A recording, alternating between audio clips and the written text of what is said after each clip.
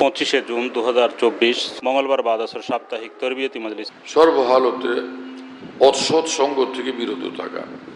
যার সঙ্গে উঠা বসা করলে গুনাহ হয়, যার সঙ্গে উঠা বসা করলে গীবত হয়ে যায়, হ্যাঁ, তো এরকম অসৎ সঙ্গ এর থেকে নিজে বিরত থাকা। রাসূলুল্লাহ সাল্লাল্লাহু আলাইহি ওয়াসাল্লাম বলছেন, আল জালিস সালেহ খায়রুম মিনাল ওয়াহদা।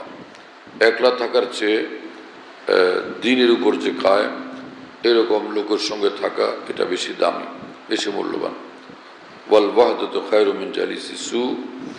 আর যে নষ্ট মানুষ না, দ্বীনের ক্ষেত্রে যে নষ্ট মানুষ, এরকম অসৎ সঙ্গ থেকে বিরত থাকা জন্য একলা থাকা এটা অনেক বেশি দামি।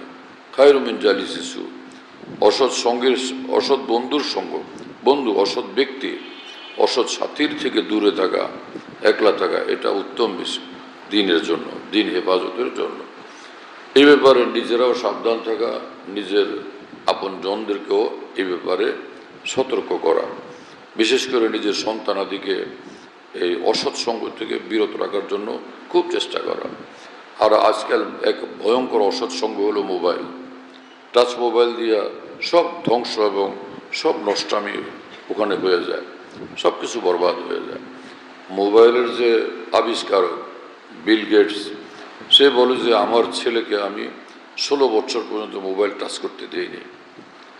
এবং তিনি বলেন যে যদি আমি জানতাম যে মোবাইল এত ধ্বংসাত্মক জিনিস, মানুষকে এতটা ক্ষতিগ্রস্ত করবে, এতটা নষ্ট করবে, তা আগে আমি বুঝতে পারলে আমি মোবাইল আবিষ্কার করতাম না। মোবাইল এত বেশি বিপজ্জনক, বিশেষভাবে তরুণ যুবকদের জন্য। ছোট বাচ্চারাও বুঝে না, কিন্তু সে মোবাইল ব্যবহার করে ক্ষতিগ্রস্ত হয়। মা বাপ বা বড়রা ওদের আগ্রহ করে ওদেরকে মোবাইল দেয় ওদের মন রক্ষার জন্য, অথচ ওদের ভয়ঙ্কর ক্ষতির পথ রচনা করে। এমনটা করা চাই না।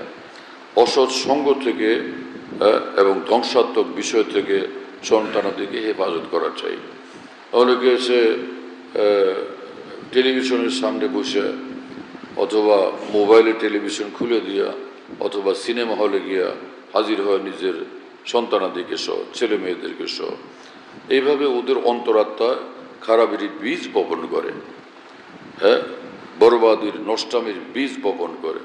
পরে ছেলেরা মেয়েরা বড় হয়, যখন অন্যায় পথে যাইতে থাকে আর ফেরানো যায় না, তখন বলে যে ওরা নষ্ট হয়ে গেছে, অথচ এই লোকেরাই, অভিভাবকরাই তাদেরকে নষ্ট করছিল। সেই কথা এখন তাদের মনে নেই।